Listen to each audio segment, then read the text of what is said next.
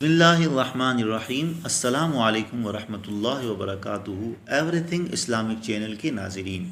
جب زلیخا نے سنا کہ اشراف مصر کی عورتیں اسے حضرت یوسف علیہ السلام کی محبت پر ملامت کرتی ہیں تو اس نے چاہا کہ وہ اپنا عذر ان کے سامنے ظاہر کر دے۔ چنانچہ اس کے لیے اس نے ایک دعوت کا اہتمام کیا اور اس دعوت میں اشراف مصر کی 40 عورتوں کو مدعو کر دیا۔ ان میں وہ سب عورتیں بھی تھیں جنہوں نے اس پر ملامت کی تھی۔ زلیخا نے ان عورتوں کو بہت عزت و احترام کے ساتھ مہمان بنایا اور ان کے لیے نہایت پرتکلف نشستیں تیار کر دی جن پر وہ بہت عزت و آرام سے تکیے لگا کر بیٹھیں۔ دسترخوان بچھائے گئے اور طرح طرح کے کھانے اور میوے اس پر چنے گئے۔ پھر زلیخا نے ان میں سے ہر ایک کو ایک ایک چھری دے دی تاکہ وہ اس سے کھانے کے لیے گوشت کاٹیں اور میوے تراش لیں۔ اس کے بعد زلیخا نے حضرت یوسف علیہ السلام کو عمدہ لباس پہننے کے لیے دیا اور کہا، ان عورتوں کے سامنے نکل آئیے۔ پہلے تو آپ نے اس سے انکار کیا،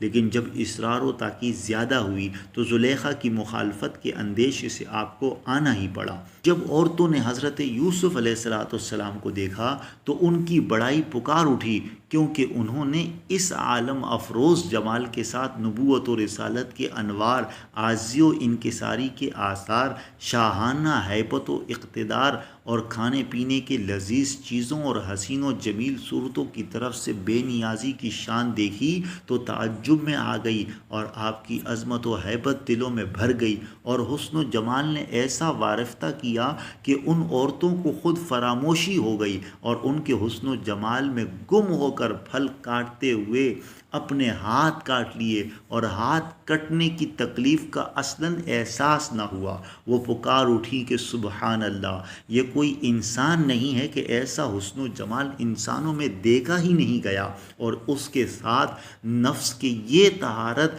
کہ مصر کے اعلیٰ خاندانوں کی حسین و جمیل عورتیں طرح طرح کی نفیس لباسوں اور زیوروں سے آراستہ و پیراستہ سامنے موجود ہیں، اور آپ کی شان بے نیازی ایسی کہ کسی کی طرف نظر نہیں فرماتے اور قطعاً التفات نہیں کرتے۔ امام اہل سنت الشاہ احمد رضا خان رحمۃ اللہ تعالی علیہ اس واقعے کی طرف اشارہ کر کے بڑے حسین انداز میں شان مصطفیٰ صلی اللہ علیہ وسلم بیان کرتے ہوئے فرماتے ہیں، حسن یوسف پہ کٹی مصر میں انگشت زنا، سر کٹاتے ہیں تیرے نام پر مردان عرب۔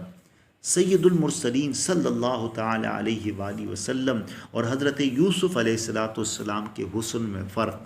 علامہ احمد ساوی رحمۃ اللہ تعالی علیہ فرماتے ہیں، حضرت یوسف علیہ السلام کو حسن کا ایک حصہ عطا کیا گیا تھا، اور ان کا حسن ظاہر تھا کہ اللہ تعالیٰ نے ان کے حسن کو اپنے جلال کے پردوں میں نہیں چھپایا۔ اسی لیے آپ علیہ السلام کے حسن کا نظارہ کر کے عورتیں فتنے میں مبتلا ہو گئیں، جبکہ حبیب پروردگار صلی اللہ تعالی علیہ وآلہ وسلم کو کامل حسن عطا کیا گیا تھا، اور اللہ تعالیٰ نے اپنے حبیب صلی اللہ تعالی علیہ وآلہ وسلم کے جمال کو اپنے جلال کے پردوں میں چھپا دیا تھا، جس کی وجہ سے آپ کا حسن کامل دیکھ کر بھی کوئی عورت فتنے میں مبتلا نہ ہوئی۔ یہی وجہ ہے کہ آپ صلی اللہ تعالی علیہ وآلہ وسلم کے سراپا اقدس کی تفصیلات بڑے صحابہ کرام رضی اللہ تعالی عنہم سے مروی نہیں، بلکہ چھوٹے صحابہ رضی اللہ تعالی عنہم سے منقول ہے، کیونکہ بڑے صحابہ کرام رضی اللہ تعالی عنہم کے دلوں میں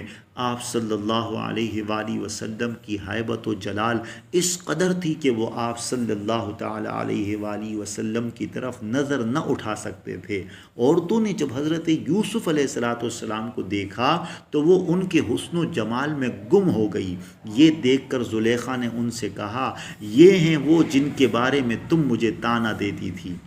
اب تم نے دیکھ لیا اور تمہیں معلوم ہو گیا کہ میرا دیوانہ پن کچھ قابل تعجب اور ملامت نہیں، اور بے شک میں نے ان کا دل لبھانا چاہا تو انہوں نے اپنے آپ کو بچا لیا اور کسی طرح میری طرف مائل نہ ہوئے۔ اس پر مصری عورتوں نے حضرت یوسف علیہ السلام سے کہا کہ آپ زلیخا کا کہنا مان لیجئے۔ ان کی بات سن کر زلیخا بولی بے شک اگر یہ وہ کام نہ کریں گے جو میں ان سے کہتی ہوں تو ضرور قید میں ڈالے جائیں گے اور ضرور ذلت اٹھانے والوں میں سے ہوں گے اور چوروں اور قاتلوں اور نافرمانوں کے ساتھ جیل میں رہیں گے، کیونکہ انہوں نے میرا دل مجھ سے چھین لیا اور میری نافرمانی کی اور فراق کے تلوار سے میرا خون بہایا، تو اب انہیں بھی خوشگوار کھانا پینا اور آرام کی نیند سونا میسر نہیں ہوگا۔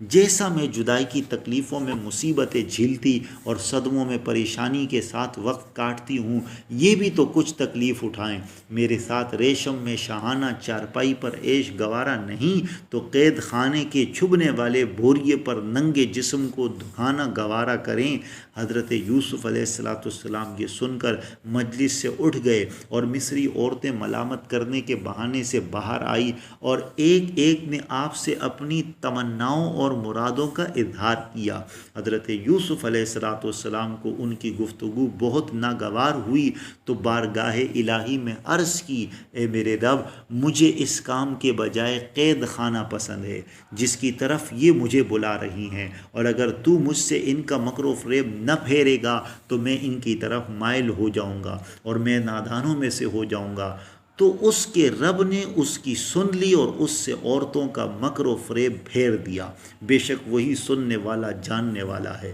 پھر سب نشانیاں دیکھنے کے باوجود بھی انہیں یہی سمجھ آئی کہ وہ ضرور ایک مدت تک کے لیے اسے قید خانہ میں ڈال دیں۔ جب حضرت یوسف علیہ السلام سے امید پوری ہونے کی کوئی شکل نہ دیکھی تو مصری عورتوں نے زلیخا سے کہا کہ اب مناسب یہ معلوم ہوتا ہے کہ اب 2-3 روز حضرت یوسف علیہ السلام کو قید خانے میں رکھا جائے تاکہ وہاں کی محنت و مشقت دیکھ کر انہیں نعمت و راحت کی قدر ہو اور وہ تیری درخواست قبول کر لیں۔ زلیخا نے اس رائے کو مانا اور عزیز مصر سے کہا کہ میں اس عبرانی غلام کی وجہ سے بدنام ہو گئی ہوں اور میری طبیعت اس سے نفرت کرنے لگی ہے۔ مناسب یہ ہے کہ ان کو قید کیا جائے تاکہ لوگ سمجھ لے کہ وہ خطاوار ہیں اور میں ملامت سے بری ہوں۔ یہ بات عزیز کے خیال میں آ گئی اور اس نے حضرت یوسف علیہ السلام کو قید خانے میں بھیج دیا۔